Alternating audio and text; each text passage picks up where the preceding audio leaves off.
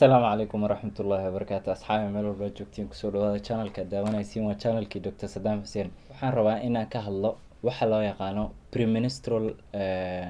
breast tenderness and swelling wax loo yaqaano marka haddii aad gabar aad tahay ama haddii aad soo qaangaartay aadna gabar aad tahay aad calaamadahani aad ku aragtid naaskaaga naaska in uu kusoo barraayo aad xanuun aad ka dareemaysid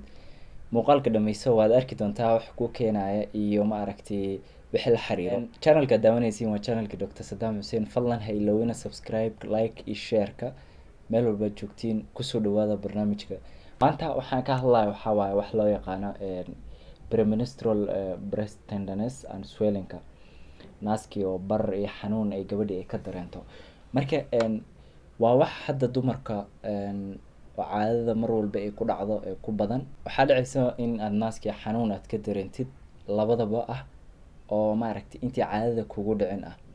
marka mar walba maxaa ku keeni kara marka dhibkani horta waxaani waxay la xiriiraan waxyaalo loo yaqaano premenstrual syndrome-ka premenstrual syndrome-ka waxaa waaye ayagana oo dhibaatooyin kale oo gabdhaha ku dhaca intii caadada hal usbuuc ka hor intii caadada ay ku dhicin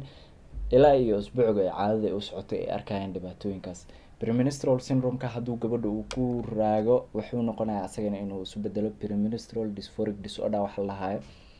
oo asagana severe case oo maaragtay kan kasii xun asagana marka laakiin naaskan bararka iyo maaragtay xanuunka ay gabadha ay dareemayso waxyaalo badan baa u keeni karo waxaa kamid ah fibrocystic breast disease wax la lahayo burooyinka oo naasaha ku dhaca ama waxyaalaha kuwa la xiriira ah inay u keenaan kuwa kale waxaa waaye maaragtay mostly waxa la yiraahdo mastitis-ka waxaa waaye infection-ka naasaha ku dhaca iyo maaragtay food cunooyin ay gabadha ay qaadanayso inay u keenaan sida caffeine-ka maaragtay cunada coffee-da ay ku badan tahay qaxwada ay ku badan tahay cunada oo maaragtay difinta badan leh intaas in ka badan inay u keento marmar qaarkood waxaa dhacaysa hormoonada gabadha sheyga ugu horeeyo oo gabadha u keena in ay naaska uu xanuuno maaragtay uu hal dhinac oo naaskii uu soo bararo waxaa waaye hormoonadaas waxaa kamid ah estrogen-ka iyo progesterone-ka estrogen-ka shaqadiis waxaa waaye markii gabadha intay caadada ku dhicin 14 maalmood kasoo bilaabo maalintii 14 14th day kasoo bilaabo 14 maalmood kasoo bilaabo ilaa 28ka gabadha intay caadada ay ugu dhacayso kowda caadada ay ugu dhacayso hormoonadaada way isbedelayaan waxayna ku shaqeynayaan maaragtay estrogen-ka shaqadiisa dhanka naasaha waxaa waaye in uu maaragtay uu ducts-ka waxa la yiraahdo tuubooyinka oo maaragtay soo qaado naaska waxaa jirta tuubooyin oo leeyahay caanaha banaanka kusoo saaray iyo waxaas oo idil in uu maaragtay uu weyneeyo uu barar uu ku rido progesterone-ka shaqadiisana waxaa waaye glands-ka caanaha ay kasoo baxaan in uu barar asagana uu saaro qanjaraha caanaha gudaha naaska gudihiisa ah qanjaro buu leeyahay qanjarahaasi in uu weyneeyo marka gabadha waxaas baa u keena reento xanuunkaas iyo maaragtay intaas marka maxay dareemaysaa marka calaamadaha gabadhii inuu naaska soo bararayo maaragtay uu soo heavy oo culeys ay ka dareemayso waxaa kale ay dareemaysaa inay maaragtay xanuun yaryar oo ay dareemayso ayaa jirto marka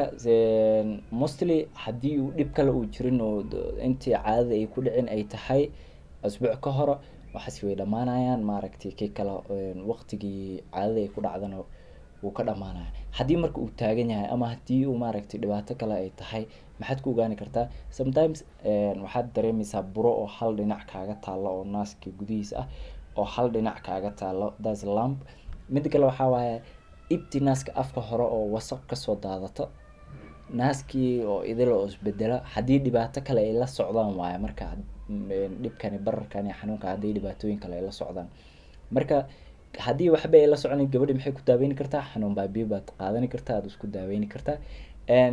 maxaa kale oo marka oo ay sameyn kartaa lifestyle changes-ka bay sameyn kartaa lifestyle changes-ka waxaa waaye cunooyinka noloshaada inaad wax ka bedeshid cunooyinka inaad wax ka bedeshid sida cunooyinka qaxwada u badan inaad